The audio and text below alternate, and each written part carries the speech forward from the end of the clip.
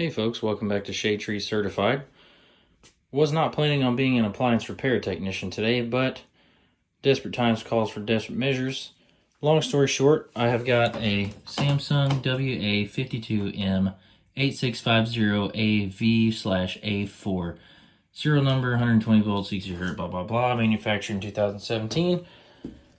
Top loading washer. I was sitting here editing this video and I realized I didn't say on the intro what this washer was doing, and so here I am.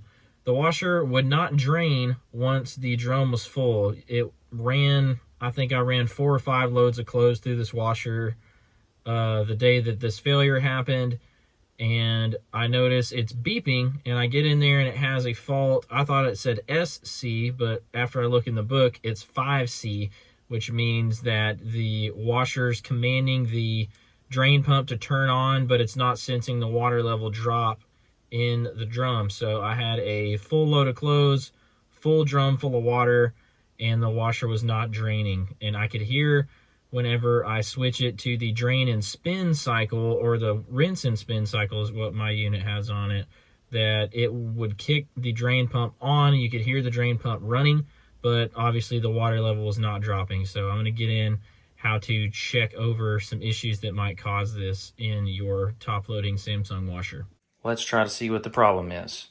On some washing machines, when they are delivered brand new, at least with this one, there's a little sack back here on the back of the washing machine, and it has your technical manual in it. You need to get that technical manual, or you can download one off the Samsung website. So Samsung kind of let me down on this one. It says technical information, which in my field of study, being a field mechanic, that usually gives you in-depth troubleshooting information on any particular unit that you're working on. This one is not the case. It just gives you a list of rudimentary error codes. In my case, it has 5C on it. Meaning is the washer does not drain. The washer may detect a small clog while draining. No lie, because that's exactly the issue that I have. It's not draining. Action, restart the washer. Select the spin-only cycle, which I've done. Press the start/pause button to drain the water. If the washer doesn't drain, call customer service. That does me a whole lot of no good, because I already did that. I unplugged it from the wall, let it sit for a few minutes, plugged it back in so the memory on the unit would clear, powered it up, hit the spin cycle, pressed go. You can hear the pump come on to try to drain the unit, but the unit's not draining. So I'm going to go back here in the back, try to see if I can figure out what's going on with this thing. One thing I should note is if you have a front-loading washer, some of the ones that I've seen have a filter canister and an emergency drain down here in the front corner somewhere, or in the rear corner. Can't really tell from the photos I've seen online.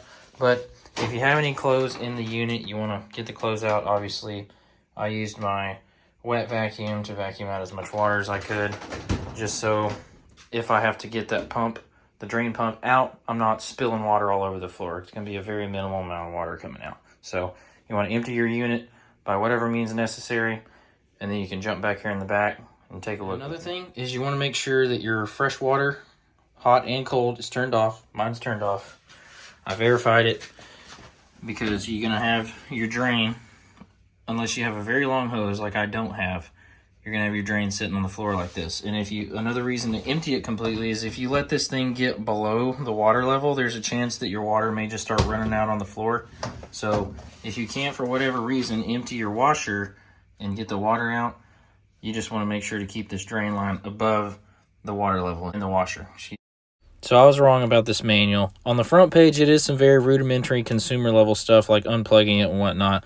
But on the back page, I'm reading through here, and it shows basically technician level stuff for checking the control board, checking voltages, ohm resistance, and stuff like that of the motor. I don't understand how to do any of that. So in the next section of the video, I'm going to go through how to check the drain pump directly.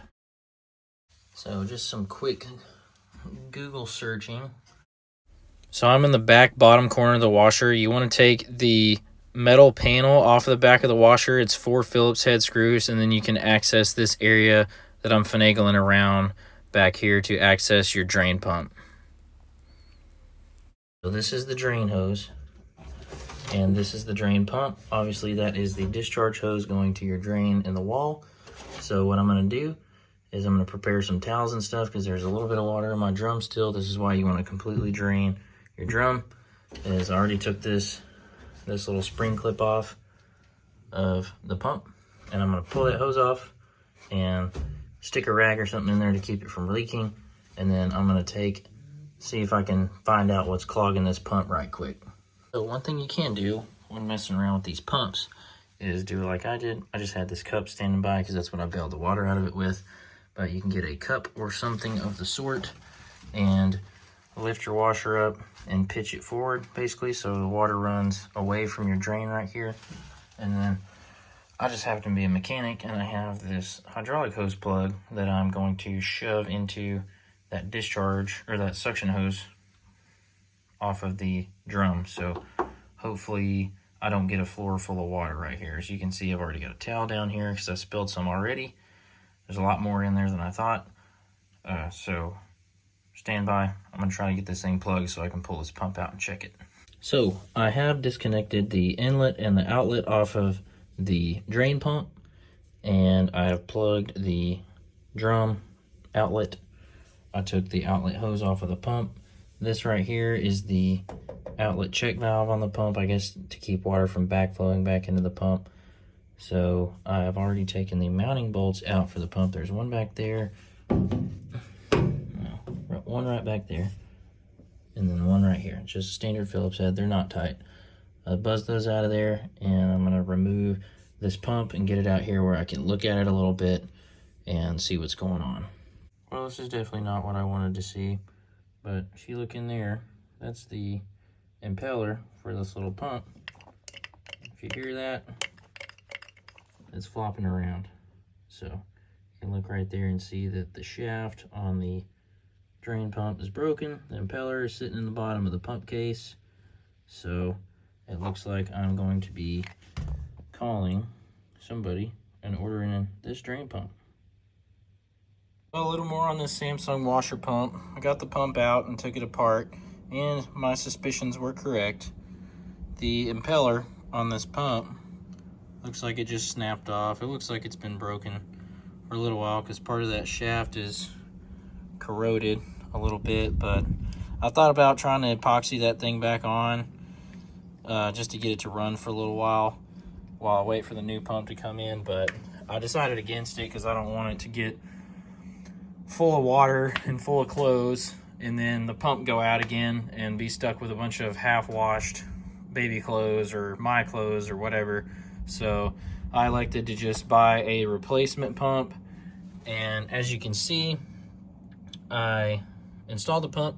The new pump comes with basically a new harness, but it disconnects off of the pump right here. And be sure to keep in mind which of these terminals is what. On mine, the black wire is on this horizontal terminal that's parallel with like the side of the pump, and then the yellow wire connected onto that other one. So it comes with a new harness, but that thing runs along the bottom and then up the side, catches this harness right here, and then goes up into the main controller and plugs into the back of the board. And that has all kinds of stuff that I don't feel like messing with taking apart. So I just disconnected it off the motor, plugged it into the new one. I got my discharge and my inlet plugged in. I screwed everything down. I had to cut one of these little things, taking it out, so I got a zip tie and re-zip tied it. And I'm gonna put the back on right now, and I'm gonna wheel this unit back inside the house and plug it in and see what it does. So I wanted to talk about this pump that I got. This is the original pump, and it is a WUXI, so I guess Wuxi Highly Pumps Industrial Co. I wasn't able to find that pump online, but I was able to find a replacement from, I think it's like Appliances Direct to You or AppliancePartsToYou.com or something like that.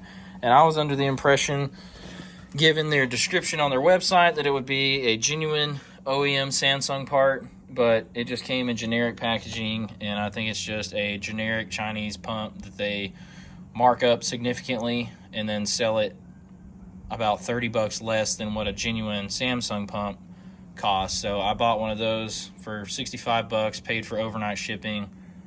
Long story short, it took 3 days to get here instead of 1 day, but that is the way of the world, I guess. So if I were to do this again, I would probably just buy a replacement one of these pumps off of Amazon, because that's probably what I got from this company anyways.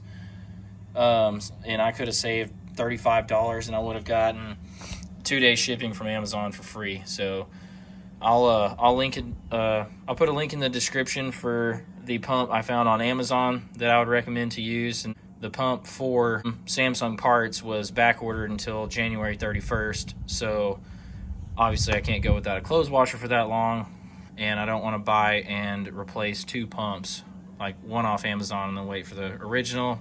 I thought about doing that, but you know what?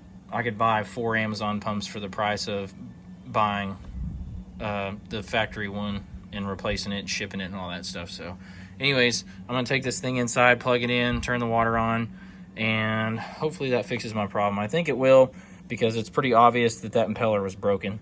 So stick with me for a second and I'll take this thing inside. Just finished a load of clothes and it looks like everything pumped out like it's supposed to. So that pump did end up fixing my issue. Hope this helps somebody out. Thanks for watching the Shade Tree Certified YouTube channel. Like, subscribe, and share. Thank you for watching. See you next time. Handy tip, if you're moving appliances around and don't want to scratch up the finish on the front, get you a towel and just drape it over the front of whatever you're hauling. Shut the lid. Very simple, easy. That way you don't mark up the front of your very nice appliance with your dolly.